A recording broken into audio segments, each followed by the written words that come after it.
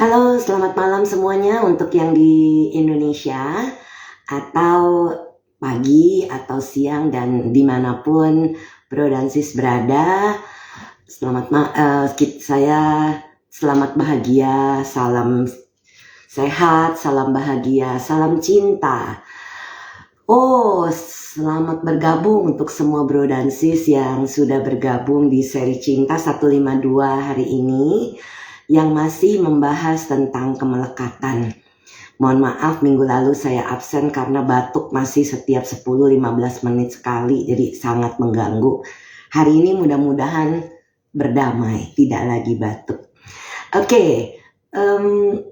Masalah tentang kemelekatan ini bisa menjadi sangat kuat dan ini seringkali terjadi di dalam pancakanda atau 5 kelompok kehidupan Bro dan Sis.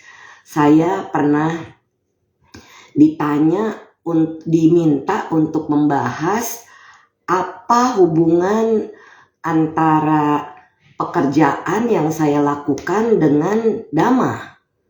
Itu sangat erat hubungannya. Kalau ini tidak ada hubungannya, maka saya tidak mau melakukan pekerjaan ini. Tetapi erat sekali hubungannya karena ada hubungannya nanti dengan pancakanda yang akan saya bawa di dalam, kalau keburu malam ini, kalau tidak keburu di seri Cinta Senin depan. Selamat malam Bro Edi, Bro dan Sis yang sudah bergabung.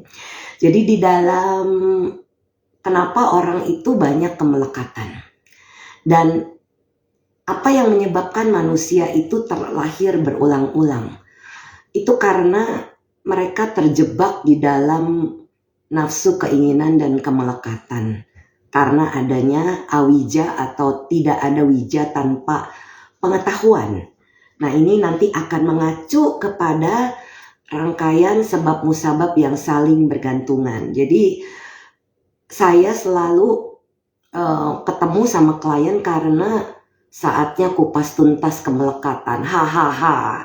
Betul Sis Lili. Jadi kemelekatan ini yang membuat kita semua terlahir, terutama ada juga kemelekatan terhadap janji ya. Kalau yang Bro dan Sis paham apa yang saya maksud, janji yang pernah kita ucapkan entah di masa lalu, entah di kehidupan sekarang, itu bisa melekat kuat ke dalam subconscious kita ini yang ada hubungannya dengan pancakanda, sehingga dia terserap di dalam persepsi kita, bentuk-bentuk pikiran, perasaan, juga kesadaran. Karena semuanya ini menyatu dan dia melekati apa yang pernah kita ucapkan atau orang ucapkan kepada kita. Jadi seringkali contoh ya, Bro Sis, salah satu contoh kenapa klien datang itu karena mereka pengen tahu, kok nggak dapet jodoh ya, nggak ketemu-temu nih. Dia suka sama orang lain tapi orang itu tidak suka, dan orangnya suka sama kita tapi kitanya tidak suka. Itu biasanya cirinya kalau ada janji, dan yang celaka itu janjinya adalah sehidup semati selama-lamanya. Nah, kalau yang satu lahir di alam manusia, kemudian yang satu terlahir di alam dewa atau di alam peta atau di alam asura atau di alam binatang, bahkan itu bisa melekat. Jadi ketemu lagi, ngeklop lagi gitu. Nah, yang repot itu kalau janjinya itu satunya tidak ada di alam manusia, misalnya satunya di alam dewa. Jadi makhluk itu akan melekat kepada manusia yang sekarang terlahir ini. Ya, jadi itu sebabnya kenapa bisa menjelaskan orang. Ada satu klien di luar kota, kalau saya tidak salah, entah di Surabaya, entah di Malang. Beliau waktu ketemu saya itu beberapa tahun yang lalu, berusia sudah 70-an tahun. Dia bilang, katanya ibu bisa bantu saya cari kenapa sih saya itu susah jodoh. Memang seumur saya udah gak kepengen lagi mencari jodoh, tapi saya bingung aja kenapa, katanya. Yaitu ketemu di masa lalunya mereka berjanji, pasangan suami istri ini berjanji nanti di kehidupan mendatang sampai kapanpun akan bersama-sama selama-lamanya. Itu janji paling celaka, bro dan sis. Itu sebabnya di mana-mana saya katakan lepas janji, lepas janji. Karena tidak hanya janji, ternyata sumpah dan kutukan pun bisa dilekati. Itu sebabnya bro sis, kalau punya anak atau cucu itu tidak boleh menyumpahi. Karena sumpah dari orang tua dan kakek nenek itu sangat bisa manjur. Ya, jadi kita pun harus hati-hati pada apa yang kita ucapkan atau apa yang kita pikirkan. Karena kemelekatan itu bisa terbawa terus dalam banyak kehidupan. Ya, jadi saya mau membahas dari Suta malam ini tentunya. Selamat malam yang sudah bergabung untuk yang di Indonesia atau di belahan Asia, atau selamat pagi kalau yang mendengarkan dari Amerika, atau jam segini siang di Eropa. Oke, hari ini saya akan membahas dari Samyutta Nikaya 22.7, gejolak melalui kemelekatan. Di Sawati, para biku ni Buddha mengatakan, aku akan mengajarkan kepada kalian mengenai gejolak melalui kemelekatan dan tanpa gejolak melalui ketidakmelekatan. Dengarkan dan perhatikan, aku akan menjelaskan. Baik yang mulia. Para biku menjawab, Sang Bagawa berkata demikian. Dan bagaimanakah gejolak melalui kemelekatan? Di sini para biku, kaum duniawi yang tidak terpelajar. Jadi kalau Buddha menyebutkan perumah tangga itu adalah kaum duniawi yang tidak terpelajar karena mereka tidak belajar dhamma. Yang bukan merupakan salah satu di antara para mulia dan tidak terampil dan tidak disiplin dalam dhamma mereka. Jadi para mulia itu tidak hanya mohon maaf. Tidak hanya berlaku kepada para biku, tapi juga kepada Arya. Arya ini adalah orang-orang yang mencapai tingkat kesucian yang sudah ada dari dalam zaman waktu Buddha menjelaskan, membabarkan dhamma. Kalau mereka cukup mempunyai parami yang baik, maka pada saat mereka mendengarkan dhamma, mereka bisa mencapai tingkat-tingkat kesucian. Jadi yang maksudnya para mulia itu adalah seperti itu. Dan tidak terampil, tidak disiplin dalam dhamma mereka. Maksudnya orang-orang itu tidak menjaga sila, tidak rajin berdana, tidak bermeditasi, itu yang dimaksud. Yang bukan salah satu di antara orang-orang superior dan tidak terampil dan tidak disiplin dalam dhamma mereka. Menganggap bentuk sebagai diri atau diri sebagai memiliki bentuk. Jadi menganggap bentuk fisik ini, jadi dalam pancakanda itu adalah salah satunya adalah bentuk atau badan jasmani. Jadi menganggapnya sebagai diri, padahal kalau diajarkan di dalam dhamma itu tidak ada diri atau aku yang kekal. Atau bentuk sebagai di dalam diri. Jadi menganggap bentuk itu ada di dalam diri atau diri sebagai di dalam bentuk. Jadi mereka menganggap semuanya ini ada diri di dalam salah satu pancakanda, yaitu tentang di dalam badan jasmani itu. Kemudian bentuknya itu berubah.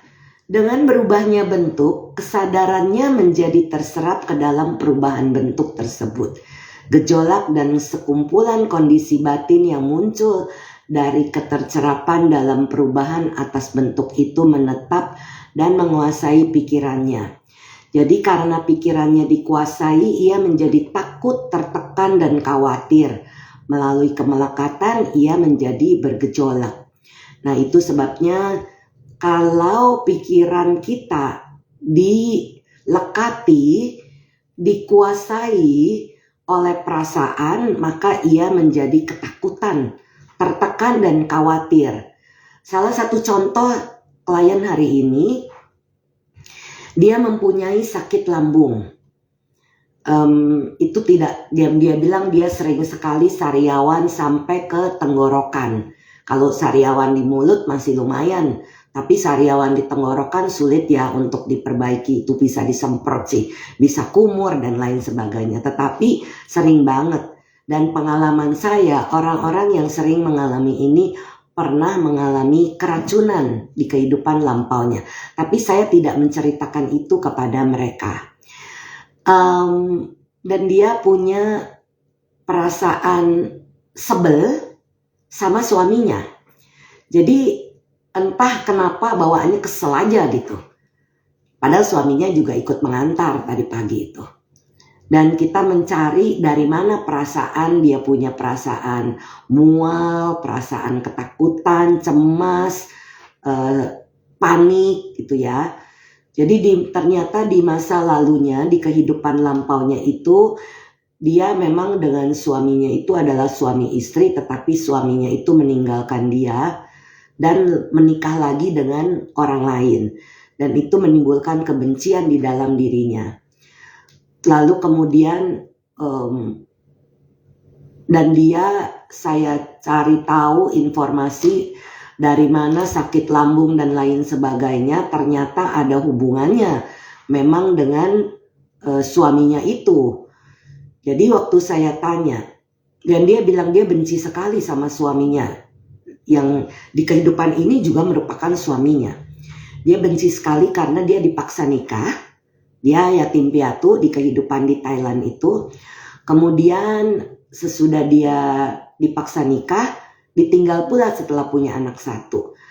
Anak pertamanya adalah suami keduanya, anak keduanya adalah anaknya di kehidupan itu. Jadi anak pertamanya itu memang begitu open dan sayang sama dia. Anak keduanya begitu melekat sama dia dan benci juga, tidak dekat dengan papanya. Ya karena anak yang ditinggalkan oleh bapak atau ibu pasti ada perasaan tidak suka, dan itu adalah salah satu bentuk kemelekatan. Nah, akhir cerita saya membawa mengerti. Karena kalau tidak dibawa mengerti kenapa dia benci, dan dia benci di sana, dia bisa bawa benci itu ke sini, karena itu kemelekatan. Kebencian itu adalah salah satu bentuk kemelekatan. Jadi saya bertanya, kesalahan apa yang pernah dilakukan sebelum kehidupan itu? Karena kalau dia tidak mengerti, maka dia bisa membawa kebencian itu. Ternyata dia melihat dia itu membunuh suaminya di kehidupan sebelum kehidupan itu. Memang orang yang pernah kita bunuh itu akan berpotensi mencelakai kita atau membuat masalah kepada kita. Itu biasa. Karena apa? Namanya orang pernah dibunuh, pasti ada kebencian di dalam pikiran, walaupun dia tidak menyadari mungkin. Itu sebabnya kenapa harus berhati-hati dengan loba, keserakahan, kebencian, atau penolakan, dosa, dan juga moha, delusi. Karena ini semua bisa menjadi kemelekatan dalam kehidupan. Nah, jadi semua di dalam sutta ini disebut sebagai pancakanda atau 5 kelompok kehidupan. Ia menganggap perasaan sebagai diri. Kemudian dan diri sebagai di dalam perasaan. Perasaan itu berubah. Dengan berubahnya perasaan, kesadarannya menjadi terserap dalam perubahan perasaan tersebut. Jadi dari dulu memang orangnya suka panik, dan dia pernah dihina di kehidupan itu, sehingga pada saat dia bertemu dengan orang-orang yang posisinya lebih tinggi, dia menjadi ciut. Nah, itu terbawa dari kehidupan itu. Biasanya kalau yang pernah regresi sama saya mengerti bahwa kita ini sudah bukan si X, dan si X sudah bukan kita. Kenapa sering sekali saya katakan itu? Supaya subconscious kita ini atau pancakanda kita ini paham. Oh iya, sekarang saya Brenda sudah bukan si X lagi, dan si X sudah bukan Brenda lagi. Karena kalau dia tidak tahu, juga seringkali orang itu tidak tahu kalau dia sudah mati di kehidupan itu. Jadi dia berpikir, dia bawa terus tuh kesadaran itu. Ini yang dimaksud bahwa kesadaran itu tidak kekal. Ya, jadi kenapa kita bilangnya anatta, tidak ada diri atau personal ini yang kekal. Karena kalau dianggap kekal, kalau dulunya saya kerbau, maka di kehidupan ini saya menjadi kerbau. Tapi toh bisa jadi manusia. Jadi tergantung pada perbuatan apa yang dilakukan di masa lalu yang mengkondisikan terlahir lagi dalam bentuk 5 kelompok kehidupan ini yang mengkondisikan menjadi manusia dan yang dipanggil sebagai Brenda. Seperti itu. Nah, perasaan, persepsi, bentukan-bentukan, kesadaran, itu semuanya berubah. Jadi karena pikirannya dikuasai, maka menjadi takut, tertekan, khawatir, melalui kemelekatan ia menjadi bergejolak.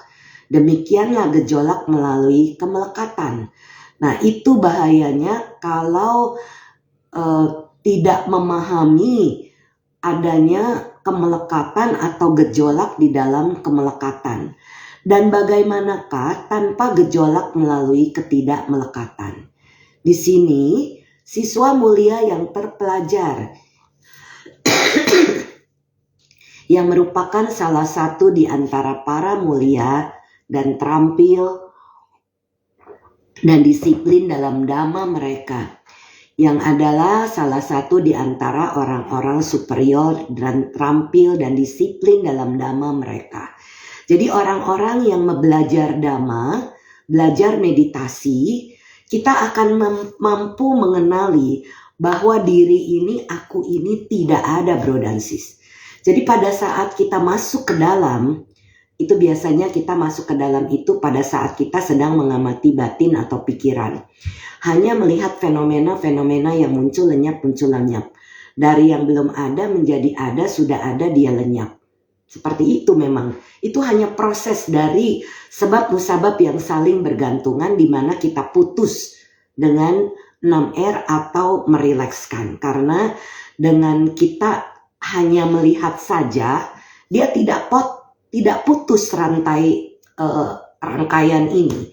Tapi kalau kita rilekskan, kita 6R kan, maka rantai ini menjadi merotol, putus. Ya.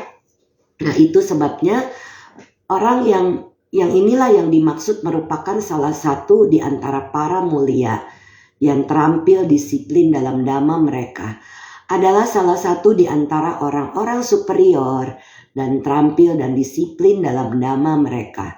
Tidak menganggap bentuk sebagai diri atau diri sebagai memiliki bentuk, atau bentuk sebagai di dalam diri atau diri sebagai di dalam bentuk. Karena bentuknya berubah. Meskipun bentuk berubah, kesadarannya tidak terserap di dalam perubahan bentuk tersebut. Tidak ada gejolak dan sekumpulan kondisi batin yang muncul dari keterserapan dalam perubahan atas bentuk itu yang menetap dan menguasai pikirannya. Karena pikirannya tidak dikuasai itu, ia tidak takut, tidak tertekan, tidak khawatir. Dan melalui ketidakmelekatan, ia tidak bergejolak. Nah, orang-orang yang tidak paham dhamma, itu mereka akan menganggap semuanya itu sebagai milikku. Jadi kalau kita sudah memahami, itu sebabnya brosis ada baiknya sering-sering mendengarkan Cacaka Sutta. Saya pernah membahas tentang Cacaka Sutta, saya bacakan Majjhima Nikaya 148. Itu, ini bukan aku, ini bukan diriku, ini bukan milikku. Karena dengan kita sering mengulang-ulang itu di dalam pikiran kita, kalau bisa dihafal baik, karena saat sesuatu terjadi kepada kita, kita tidak langsung grab atau melekati itu. Contoh, misalnya ada gempa bumi. Orang gempa bumi, kalau pikirannya tenang, tidak ada ketakutan, maka dia bisa pikirannya jernih. Oh iya, sedang gempa. Jadi apa yang dia bisa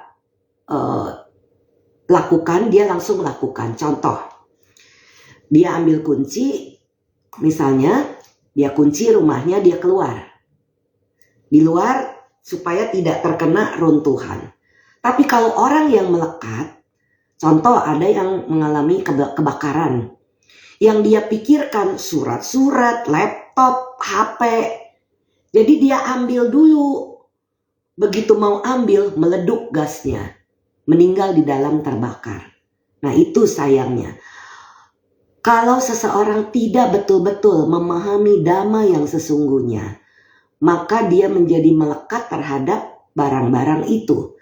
Padahal kalau dia ikut keluarga lainnya keluar rumah, maka tidak ikut terbakar. Sama juga pada saat mengalami gempa bumi. Kita sudah diingatkan akan ada megatrust ya bro sis. Saya cuma mau bro dan sis tidak menjadi parno. Tapi mempersiapkan diri. Sudah banyak informasi di YouTube lah, di mana. Bahwa kita mempersiapkan diri. Surat-surat semua di scan. Masukkan ke Google Drive. Ya, karena pada saat kita mengalami itu kan kita nggak sempat bawa surat-surat. Jadi semua surat-surat penting di scan masuk ke dalam Google Drive. Kemudian masukkan ke dalam satu tas backpack atau tas apa yang bisa dimasukkan ke sana, misalnya makanan cukup untuk beberapa hari, minuman, kemudian apalah misalnya ada emas, ada apa. Jadi dimasukkan dulu ke dalam tas, begitu ada gempa langsung tas itu diangkat. Misalnya bisa dilakukan seperti itu. Tapi kalau tidak sempat, jangan memikirkan aduh emas saya taruh di situ. Nanti mau ke situ rumahnya keburu ambruk, keburu meninggal. Jadi itu sebabnya kenapa kita harus waspada. Sebelum terjadi kita persiapan. Kalau sudah terjadi kita tidak ada persiapan, keluar. Kalau mau menyelamatkan diri. Ya, jadi seperti itu supaya kita tidak terjebak di dalam kemelekatan kita terhadap harta benda. Tetapi bro dan sis, saya mau ingatkan. Jangan salah paham. Sebagai perumah tangga, ada klien yang begini. Sis Brenda, saya punya keinginan kuat untuk menjadi seorang biku. Bagus, saya bilang. Apakah ada anak? Oh ya ada, saya punya 2 anak teenager. Anaknya laki atau perempuan? 2-2 laki-laki. Saya bilang begini, bro. Anak laki-laki itu masih teenager, masih membutuhkan sosok ayah. Sosok ayah ini dibutuhkan dalam dia melewati masa transisi dari remaja sampai dewasa. Bro dampingi dulu sampai dia sudah kuliah, lulus, menikah. Anak itu sudah keluar, udah lepas dari tanggung jawab, bro jadi biku. Tapi saya mau pabaja dulu. Boleh, jangan kebablasan aja, saya bilang. Kenapa? Saya tidak mau melekat dengan keduniawian. Ada orang salah persepsi. Kalau kita punya tanggung jawab, kita harus selesaikan dulu. Tidak bisa melarikan diri dari tanggung jawab itu, apalagi kalau ada karma yang bekerja. Nah, kembali saya cerita klien yang tadi itu. Jadi mereka suami istri itu, suaminya pengen jadi sangga dan sebetulnya sudah diizinkan sama istrinya. Tetapi saya bilang belum boleh bro, walaupun istri mengizinkan, tapi anak ini masih membutuhkan figur papa karena masih teenager, baru 12 tahun yang kecil. Jadi jangan berpikir saya mau melepaskan keduniawian, meninggalkan semuanya seperti melepaskan tanggung jawab. Jangan. Ya, jadi sebagai papa selesaikan dulu tugas kita. Kalau mau pabaja cuma 2 minggu, 1 bulan, it's okay. Tapi jangan kebablasan. Ada pula satu orang yang saya kenal itu katanya dia mau pabaja. Tetapi sebetulnya niatnya itu dia mau jadi biku penuh, mau diupasampada. Tapi izinnya adalah sementara. Sementara anak-anaknya tidak mengizinkan dan istrinya belum siap. Kalau belum siap nggak boleh. Nanti jadi sangga pun tidak bisa meditasi, tidak bisa tenang pikirannya. Kenapa? Karena seperti melarikan diri. Ya, jadi jangan salah mengartikan nekama atau pelepasan itu. Pelepasan itu artinya melepaskan kemelekatan kita kepada loba, dosa, dan moha sebenarnya. Keserakahan, kebencian atau penolakan, dan juga menganggap semuanya itu sebagai aku. Jadilah tetap sebagai perumah tangga yang bertanggung jawab. Kalau kita belum diizinkan oleh orang tua, karena mau menjadi sangga itu harus dapat surat izin atau tanda tangan dari orang tua. Tidak boleh memalsukan tanda tangan orang tua untuk menjadi sangga, itu adalah pelanggaran ya. Jadi jangan. Kalau misalnya mau melatih diri, latihan 2 minggu, 1 bulan, 2 bulan sebagai samana, boleh. Tapi harus lepas jubah, balik lagi sebagai perumah tangga. Karena tugasnya belum selesai. Tugas sebagai papa, tugas sebagai suami yang harus mendampingi istri membesarkan anak. Ya, jadi itu. Nah ini kenapa kita sebagai perumah tangga harus bijaksana dalam mengerti apa yang dimaksudkan dengan tidak adanya kemelekatan. Yang terbaik itu tidak ada kemelekatan terhadap diri yang menganggap ini bukan aku, ini bukan diriku, ini bukan milikku. Kenapa? Kalau gelasnya satu hari nih, gelas ini pecah. Saya punya gelas yang saya sangat sayang. Ini gelas saya bawa dari Amerika, tapi gagangnya pecah. Mungkin terbanting sama Mbak waktu cuci. Sama Scott di amplas. Dan saya masih pakai. Kenapa? Karena ini dari guru saya. Bukan melekat ya. Tetapi ini adalah sesuatu bentuk yang saya sudah tahu bahwa suatu hari ini akan pecah. Saya punya 2. Yang satu sudah pecah. Tinggal satu ini.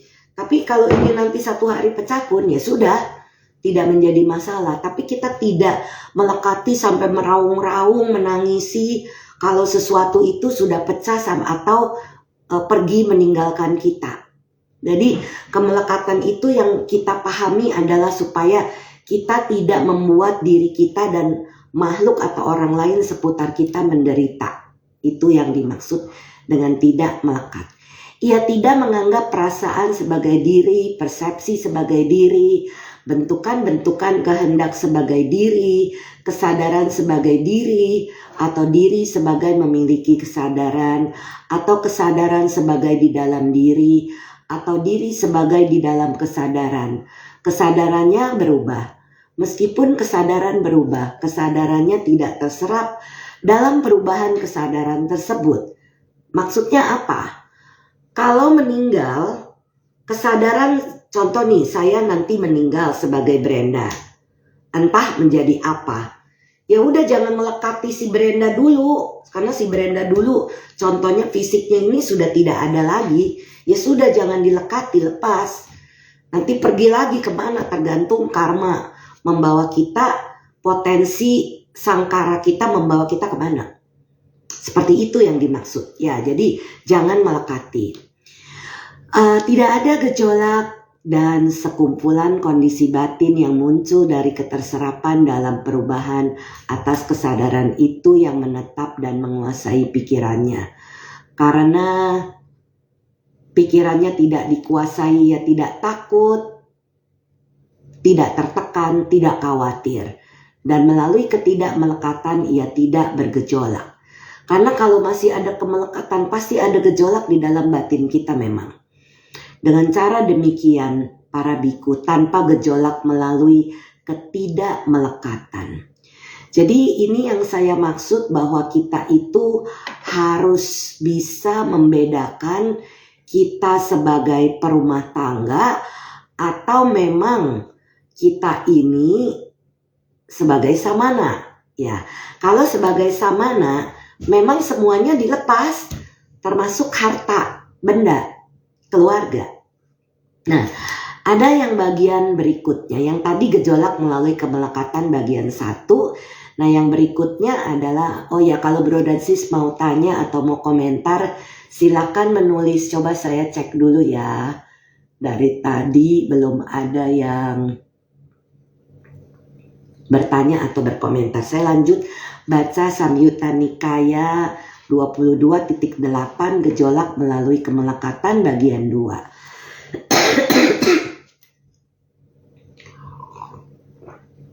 Disawati para biku, aku akan mengajarkan kepada kalian mengenai gejolak melalui kemelekatan dan tanpa gejolak melalui ketidakmelekatan. Dengarkan dan perhatikan, aku akan menjelaskan. Dan bagaimanakah para biku gejolak melalui kemelekatan? Di sini para biku, kaum duniawi yang tidak terpelajar. Nah, ini yang tidak belajar dhamma maksudnya. Menganggap bentuk sebagai ini milikku, ini aku, ini diriku. Bentuknya itu berubah. Dengan berubahnya bentuk, muncullah dalam dirinya kesedihan, ratapan, kesakitan, ketidaksenangan, dan keputusasaan. Nah, ini diri bentuk sebagai ini milikku, ini aku, ini diriku. Jadi dia menganggap semuanya ini adalah aku, tanha. Oke, ada pertanyaan dari Sis Lins. Oke, bagaimana cara memperbaiki karma tersebut dalam kehidupan sekarang? Karma yang mana yang Sis maksud? Yang tadi kah yang saya cerita? Tadi saya sudah bilang sama suaminya, jangan meninggalkan istri dan anak-anaknya untuk jangka waktu menjadi samana, menjadi biku maksudnya. Kalau dia cuma mau jadi pabaja samanera sementara, it's okay, tidak ada masalah. Tapi sementara, karena dia harus kembali lagi melepas jubah untuk menyelesaikan tugas dan kewajiban dia sebagai papa. Karena nanti karma itu mengulang terus. Dan jadi si istrinya ini pun, jadi sekarang ini mereka ketemu lagi supaya suaminya bisa menyelesaikan apa yang dia pernah lakukan. Jadi si suaminya kan meninggalkan istrinya di kehidupan lalunya. Jadi kehidupan ini saya bilang, jangan lagi meninggalkan. Karena nanti ketemu lagi, begitu lagi capek. Kapan mau selesainya? Iya katanya, dia memahami apa yang saya katakan. Jadi sebetulnya yang session 1 orang, tapi dapatnya untuk 2 orang, 2 in 1. Jadi beruntung lah. Itu yang saya sarankan sis tadi kepada klien saya hari ini, supaya tidak ada kemelekatan baru di dalam kehidupan berikutnya, ya. Dan ia menganggap perasaan sebagai ini milikku, ini aku, ini diriku. Dan persepsi sebagai ini milikku, ini aku, ini diriku. Bentukan-bentukan kehendak atau sangkara sebagai ini milikku, ini aku, ini diriku. Kemudian kesadaran sebagai ini milikku, ini aku, ini diriku. Kesadarannya itu berubah. Dengan berubahnya kesadaran muncullah dalam dirinya kesedihan, ratapan, kesakitan, ketidaksenangan, dan keputusasaan. Dengan cara demikian para biku gejolak melalui kemelekatan. Nah, jadi inilah kalau kita menganggap semua apa yang kita lihat, apa yang kita cium, apa yang kita rasakan di lidah, apa yang kita dengar di telinga, apa yang kita rasakan di sentuhan badan, apa yang muncul dalam bentuk pikiran, kita menganggap ini milikku, ini aku, ini diriku. Disitulah sumber kemelekatan dan penderitaan. Sis Henny Ali, selamat malam Sis Brenda. Sebelumnya saya ingin memberitahu kalau saya seorang indigo, dan yang ingin saya tanyakan tentang makhluk peta yang selalu melekat pada penyesalan dan pikiran terakhirnya meskipun mereka sudah sadar dengan kesalahannya, tapi tidak bisa merubah pikiran mereka dan selalu kembali ke pikiran tersebut. Apakah ada cara saya bisa menolong mereka melalui sutta dari Buddha supaya mereka bisa sadar? Bacakan Cacaka Sutta Sis. Atau Sis boleh membuka rekaman yang saya sudah pernah baca Cacakasuta bahwa ini bukan aku, ini bukan diriku, ini bukan milikku. Di dalam cacakasuta itu ya sis Henny, ada menjelaskan mata sebagai ini aku, ini diriku, ini milikku. Kesadaran mata sebagai ini milikku, ini diriku, ini aku. Jadi semuanya itu dianggap sebagai aku. Jadi kasihan memang makhluk-makhluk peta itu kenapa bisa jadi peta, karena kemelekatan itu. Jadi di sana sis bisa menyarankan untuk melepaskan dan semua orang, semua makhluk pasti pernah berbuat salah. Tapi bagaimana kita bisa keluar dari kesalahan itu? Ya kita belajar untuk bisa memaafkan dan bisa menerima, lalu melepaskan kesalahan itu. Jadi dengan memaafkan, dengan ikhlas menerima keadaan tersebut, sehingga mereka bisa terbebas dari penderitaan. Kalau misalnya sis mau bantu dengan fangseng atau melepaskan makhluk, melepaskan ikan misalnya, tapi ikannya harus ikan di tempat yang dia bisa hidup ya sis, di habitatnya. Jangan sis lepas ikan laut di sungai misalnya, nanti mati. Jadi bisa melakukan pelimpahan jasa kepada makhluk itu supaya bisa terbebas dari kemelekatan. Tetapi yang saya bisa sarankan ya sis bisa membantu mereka membacakan parita bahwa saya tiba-tiba jadi ngeblank. Ada parita di mana kesakitan semua aku tidak akan menghindari kesakitan, aku tidak bisa menghindari usia tua, aku tidak bisa menghindari kematian. Nah, itu bisa diucapkan, dibacakan supaya si makhluk ini paham bahwa dia sudah jadi makhluk, sudah jadi peta, bahwa kalau dia tidak melepaskan itu dan dia menjadi terus menderita. Jadi bilang aja bahwa sudah waktunya dia melepaskan itu semua. Kalau dia bisa melihat ada cahaya, pergilah ke cahaya supaya lahir ke alam berbahagia. Sis Lins, anak yang tidak dekat dengan orang tua karena dia adalah bekas musuh.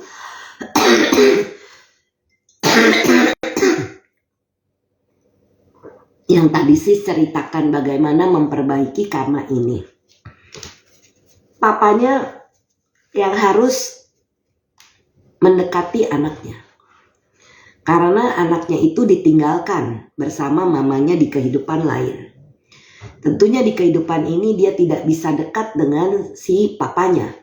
Jadi yang saya sarankan, papanya itu harus mendekat kepada anaknya, ada PDKT lah ya, supaya anaknya ini tidak ada perasaan penolakan atau kebencian. Sebetulnya bukannya musuh sis, dia bukan bekas musuh tapi bekas papa, di mana papanya meninggalkan. Jadi itulah sebabnya kenapa kemelekatan itu menjadi sumber penderitaan, akan ketemu lagi dengan orang yang sama karena ada perasaan. Nah ini di sini menganggap semuanya sebagai ini milikku, ini aku, ini diriku. Halo juga sis Christine Willy. Oke, dengan cara demikian, bagaimanakah para biku tanpa gejolak melalui ketidakmelekatan? Di sini para biku, siswa mulia yang terpelajar, artinya yang belajar dhamma dan melakukan dhamma ini luas. Dia menjalankan sila, berdana, bermeditasi. Kemudian terus-menerus mengenali dhamma dan meresapinya. Tidak menganggap bentuk sebagai ini milikku, ini aku, ini diriku. Bentuknya itu berubah. Dengan berubahnya bentuk tidak muncul dalam dirinya kesedihan, ratapan, kesakitan, ketidaksenangan, dan keputusasaan. Ia tidak menganggap perasaan sebagai ini milikku, ini aku, ini diriku. Menganggap persepsi sebagai ini milikku, ini aku, ini diriku. Ia tidak menganggap sebagai kesadaran bentukan-bentukan kehendak sebagai ini milikku, ini aku, ini diriku. Jadi dia tidak menganggap seperti itu. Jadi ini bukan aku, ini bukan diriku, ini bukan milikku. Jadi itu yang sering terus-menerus kita resapi. Seperti yang tadi saya bilang, kalau gelas ini pecah, ya sudah pecah, sudah hilang, sudah tidak lagi berbentuk, ini bukan gelasku, ya sudah, lepas, tidak menjadi masalah. Apapun yang berbentuk, suatu hari pasti akan hancur. Karena hukum alam itu begitu, itu anicca, ketidakkekalan, tidak ada yang kekal. Dhamma pun suatu hari akan habis. Suatu hari dhamma itu sudah tidak akan ada. Kita ini di sekarang ini masih beruntung, bro dan sis. Dhamma masih bisa kita pelajari, masih bisa kita buktikan di dalam meditasi dan dalam keseharian. Kenapa kita beruntung? Kalau dhamma tidak ada, pegangan kita ini tidak ada, dari mana kita mau belajar ini bukan aku, ini bukan diriku, ini bukan milikku? Karena kalau tidak ada pegangan ini, kita menganggap semua itu sebagai milikku. Kalau itu kita menganggap sebagai milikku, disitulah kemelekatan terjadi, disitulah sumber penderitaan terjadi. Jadi, bro dan sis yang semangat kepengen keluar dari samsara, sekarang waktunya belajar dhamma, mempraktekkan dhamma, membawa dhamma dalam keseharian dengan terus-menerus mengingat bahwa segala sesuatu tidak kekal. Buku yang saya sayangi, suatu hari dia akan hancur, mungkin termakan rayap, mungkin kalau ada banjir dia bisa terendam sampai bentuknya tidak keruan. Mungkin ada apa, tidak lagi ada bentuk yang seperti itu karena tidak kekal itu.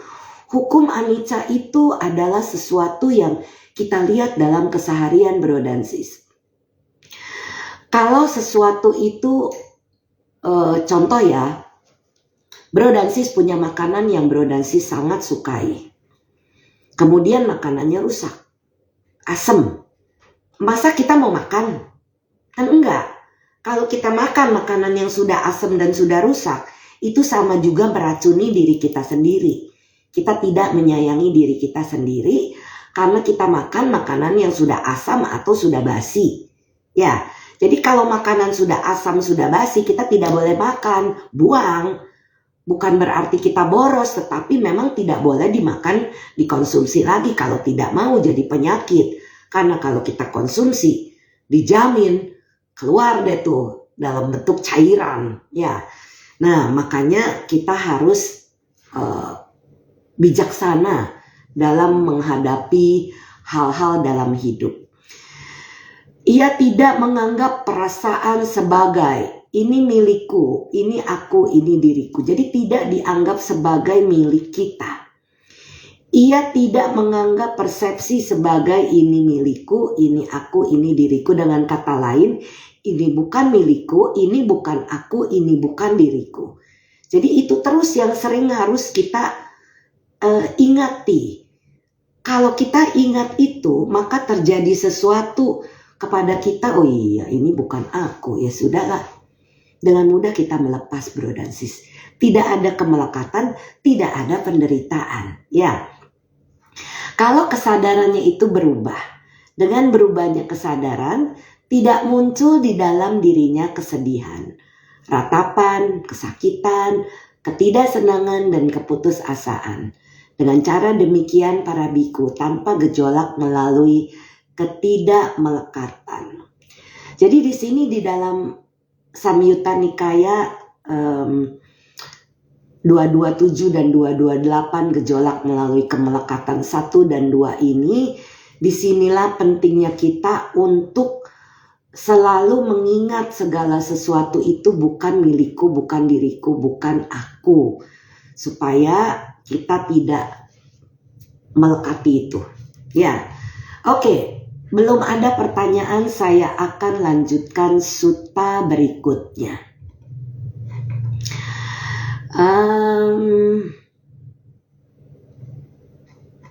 Oke. Kali ini dari Majjhima Nikaya 109 Mahapunama Sutta. Khotbah panjang di malam purnama. Kalau nanti Bro dan Sis ada yang mau tanya silakan ya, saya akan baca sutta sambil saya sesekali melirik. Kalau mana tahu kalau Bro dan Sis mau bertanya atau mau berkomentar. Demikianlah yang kudengar. Pada suatu ketika Sang Bagawa sedang menetap di taman timur di istana ibunya Migara.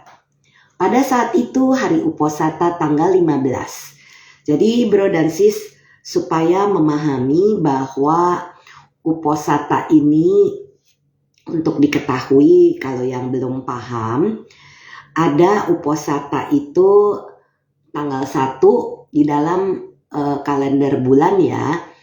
Ada tanggal 8, ada tanggal 15, ada tanggal 23.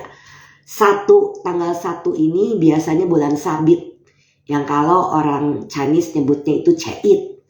Capgo itu di 15 dan di sini adalah malam purnama di Capgo ceritanya, hari Uposatha di tanggal 15. Jadi Uposatha itu setengah bulan, di mana dia itu bulannya bulat penuh purnama. Sis Christine Willy, jika kita ada baju yang udah lama nggak dipakai, mau disumbangkan, kok rasanya sayang ya Sis Brenda. Begini Sis, suami saya mengajarkan karena saya punya 2 lemari isinya bajunya banyak. Jadi suami saya bilang kalau kamu mau beli 1 baju, kamu harus siap untuk mengeluarkan 1 baju. Kalau enggak nanti penuh sesak lemarinya. Dan itu adalah cara yang sangat baik. Apa saya melekat pada baju itu? Jelas. Nah tetapi begini, ada baju yang merupakan punya momen sentimen atau sentimental. Contoh, saya pernah dikasih 1 kaos berwarna biru oleh almarhum Bante Wimalaramsi Matera, di mana di situ tentang loving kindness. Kaos itu saya sayang sekali. Kenapa? Karena yang memberi saya sudah tidak ada. Tapi kalau 1 hari kaos itu hilang atau sudah rusak, ya sudah, waktunya saya lepas. Ya, jadi pasti ada kemelekatan terhadap barang tersebut. Kalau sayang. Nah, Sis ingat dulu, baju itu ada arti sentimentalnya enggak? Contoh, misalnya Sis waktu ulang tahun dikasih baju itu, atau waktu Sis menikah membuat baju itu, tentunya baju itu akan merupakan satu hal dalam bentuk memori yang merupakan ada nilai sentimentalnya. Ya nggak apa-apa disimpan. Mana tahu nanti 1 hari anaknya bisa pakai, anak perempuannya. Ya, jadi bisa diturunkan. Tetapi kalau anaknya laki-laki semua, ya sudah, bilang nanti kalau mama tidak ada, kamu sumbangin aja ini baju kepada siapa yang membutuhkan. Jadi kalau misalnya saya boleh saran, Sis pisahkan baju yang memang Sis tidak mempunyai arti sentimental untuk Sis, di mana Sis mau menyimpan benda itu sebagai memori misalnya. Ya nggak apa-apa. Nama budaya Sis Siti Cetasika. Jadi itu dulu saya pernah punya 1 waktu saya masih kecil. Kelas berapa saya lupa. Saya punya, dari kecil saya suka warna ungu. Saya punya baju, mungkin cici saya, mami saya ingat, punya baju yang satunya off shoulder. Ini nggak ada apanya, tapi di sini ada bunga warna ungu ke sini. Itu baju saya sayang sekali dan saya pakai baju itu baju malam minggu. Masih kecil, udah tahu itu baju malam minggu. Tiap malam minggu saya pakai baju itu. Entah bagaimana ceritanya, baju itu saya masih ingat, tapi baju itu sudah tidak ada lagi. Ya karena udah gak muat. Karena baju itu dibuat untuk saya pada saat cici saya mau menikah waktu itu. Waktu itu saya umur berapa? Mungkin umur 10-an tahun ya. Berapa puluh tahun yang lalu. Dan sampai sekarang saya masih ingat. Melekat gak? Bisa. Karena itu baju warnanya paling saya suka. Ungunya ungu seperti ini. Oke, tapi baju itu sudah tidak ada. Mungkin sudah disumbangkan karena memang sudah tidak muat. Sis Lin, sis jika sebagai orang tua selalu memikirkan anak, khawatir tentang masa depan mereka, apakah itu kemelekatan? Iya, jelas. Kenapa? Karena sebagai orang tua, itulah sebabnya mengapa Buddha menyebutkan putranya dengan nama Rahula, artinya belenggu. Sebagai bentuk tanggung jawab orang tua. Jadi tanggung jawab dengan kemelekatan ada bedanya loh sis. Jadi sis harus membedakan. Kalau sis khawatir terus, apakah ada gunanya buat anaknya? Atau mengapa sis tidak? Misalnya anak sis contohnya umurnya berapa sih? Misalnya 10 tahun. Sis tabungin buat anaknya. Tabungin supaya dia bisa sekolah. Pada saat dia sudah lulus kuliah, dia bisa menggunakan uangnya untuk beli rumah. Itu tanggung jawab. Itu bukan kemelekatan. Itulah tugas kita sebagai orang tua memberikan kepada anak. Dan kalau orang tua yang punya anak, sebaiknya jangan memberikan warisan sebelum orang tua itu meninggal. Tapi buatlah surat warisan seadil-adilnya supaya anak-anaknya tidak berantem. Kalau surat warisan tidak adil itu membuat anak-anak menjadi berantem. Ya, sis Heni Ali, sis jika kita sembahyang leluhur dan mereka selalu hadir, apa itu karena mereka juga melekat sama keluarganya? Iya, kalau mereka jadi peta pada saat sis sembahyang leluhur, sis harus bilang, saya sembahyang ini adalah untuk memberikan penghormatan kepada para leluhur. Semoga para leluhur ikut berbahagia atas kebaikan ini, menerima jasa kebajikan ini, ikut berbahagia, terlahir kembali di alam berbahagia. Doanya begitu. Jangan sampai cuman kita sembahyang kasih makan, ya terang aja dia jadi demen di situ. Tapi kita tidak memberikan mereka pengertian bahwa dengan dia kita sembayangin kasih makan, itu membuat mereka jadi melekat juga sama keluarganya. Kasihan. Jadi beritahu kalau bisa.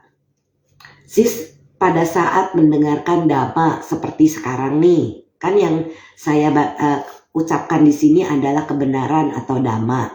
Sis boleh bilang, siapapun makhluk yang berhubungan karma dengan saya boleh mendengarkan ini, mendengarkan dhamma supaya pikirannya menjadi lebih tenang, pikirannya menjadi tercerahkan sehingga bisa terlepas dari banyak kemelekatan supaya terlahir kembali ke alam berbahagia. Begitu. Jadi jangan cuma disembayangin, dikasih makan tapi nggak ada damanya. Jadi harus ada khotbah damanya. Bukan kasih ceramah panjang lebar, tapi memberitahu bahwa ini saya melakukan kewajiban sebagai anak, sebagai cucu, sebagai apa.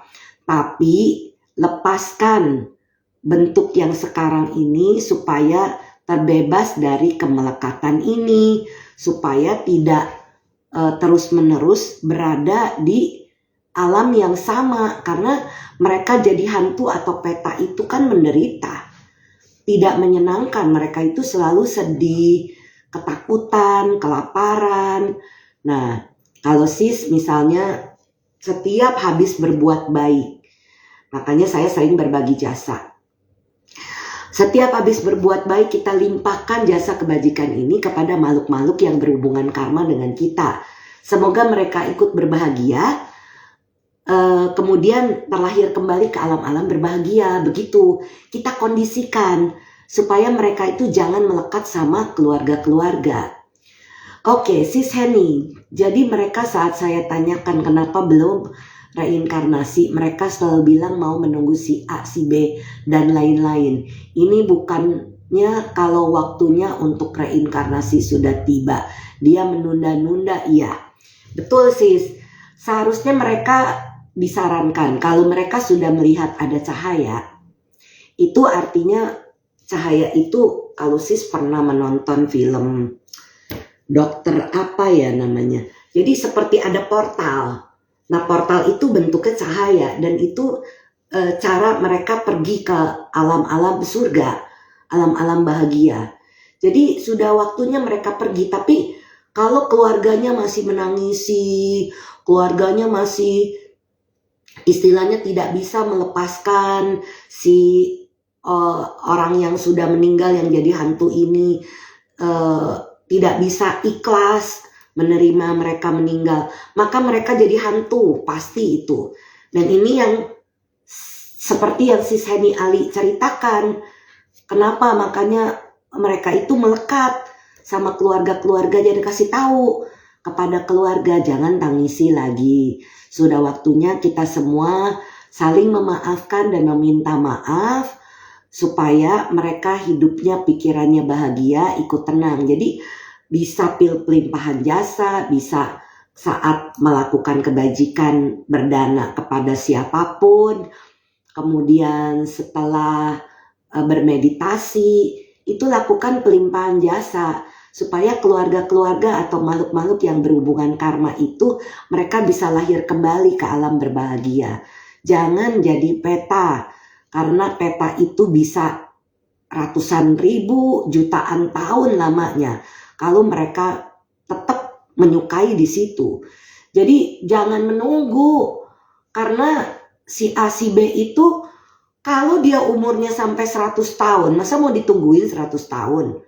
Kan nggak mungkin. Jadi kalau mereka bisa lahir lagi kan sangat baik, ya. Jadi seperti itu yang si Henny bisa sarankan kepada makhluk-makhluk itu.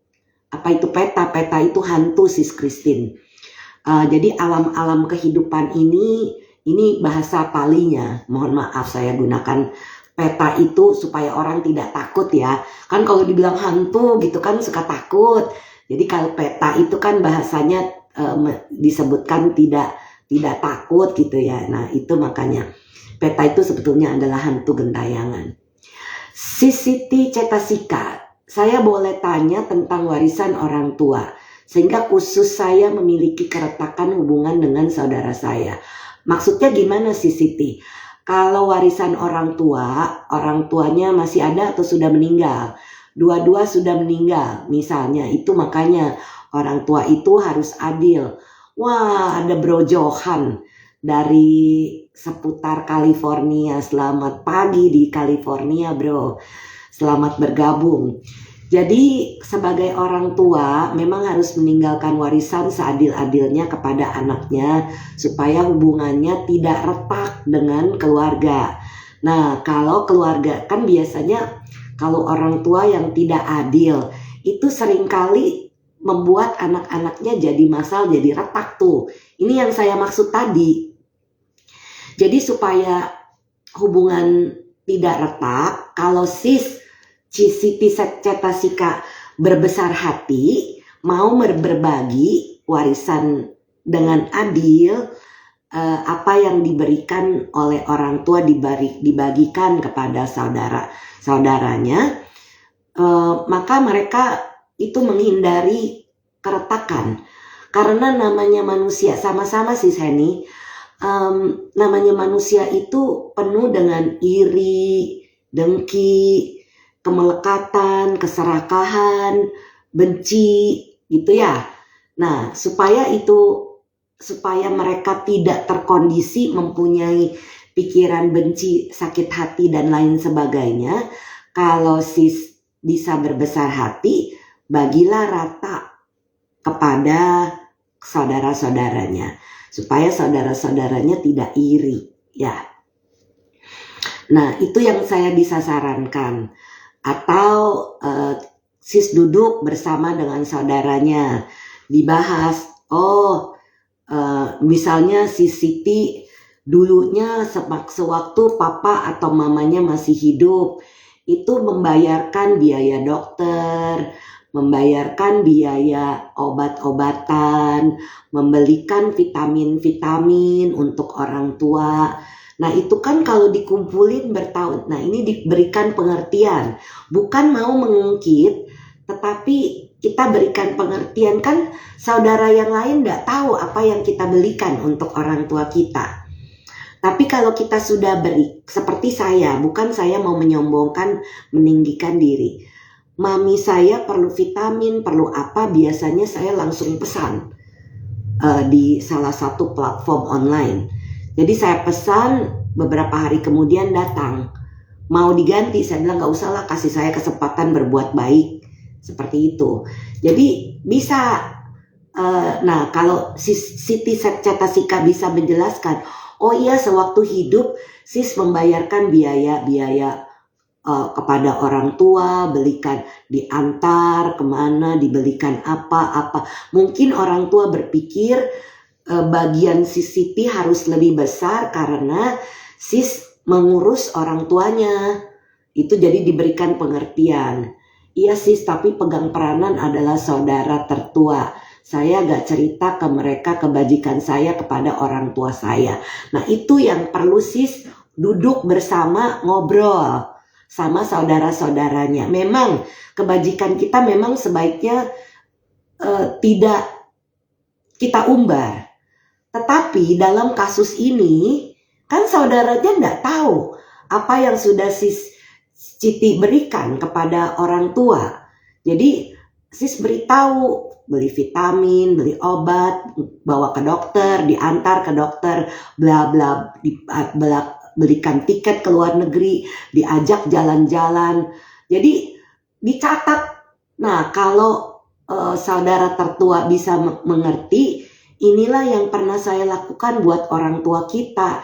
Jadi itu sebabnya mungkin mereka menganggap bagian saya harus lebih besar. Seperti itu. Jadi diberikan pengertian. Tapi kalau namanya manusia yang sudah iri, tidak bisa dikasih pengertian, ya sudah bagi aja. Daripada panjang masalahnya, dan supaya juga mereka tidak benci sama sis. Kalau sis berbesar hati, ya sudah, bagi aja bagian sis kepada mereka. Ya, supaya tidak ada keretakan hubungan itu.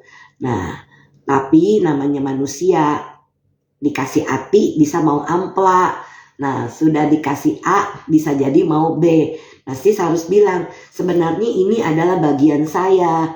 Tapi karena saya pikir Koko atau Cici lebih butuh, ya sudah saya bagi lebih banyak nih dari bagian saya. Begitu, dan saya ikhlas. Ya sudah, supaya mereka puas, supaya tidak ribut. Ya, jadi itu yang bisa saya sarankan kepada si Siti Cetasika.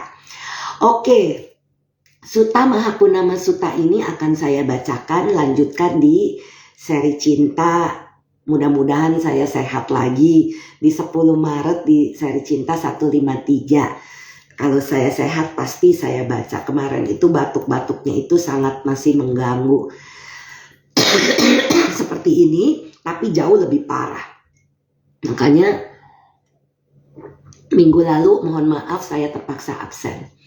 Oke, seri cinta 152 malam ini saya sudahi dulu sama-sama sis. Semoga sis sehat selalu kan. Terima kasih untuk doanya. Terima kasih untuk pertanyaan, komentar tentang kemelekatan yang sudah kita bahas sebagian malam ini. Sama-sama sis Linsni. Semoga sehat selalu juga. Semoga bermanfaat untuk semua yang mendengarkan baik secara live maupun nanti yang mendengarkan rekamannya. Semoga bisa dipahami dan bisa membawa ini ke dalam kemajuan di dalam Dhamma. Saya mohon maaf apabila ada kata-kata, pikiran dan perbuatan yang pernah saya lakukan keliru. baik kehidupan ini maupun kehidupan lampau. Semoga saya bisa dimaafkan. Mari kita bersama-sama berbagi jasa.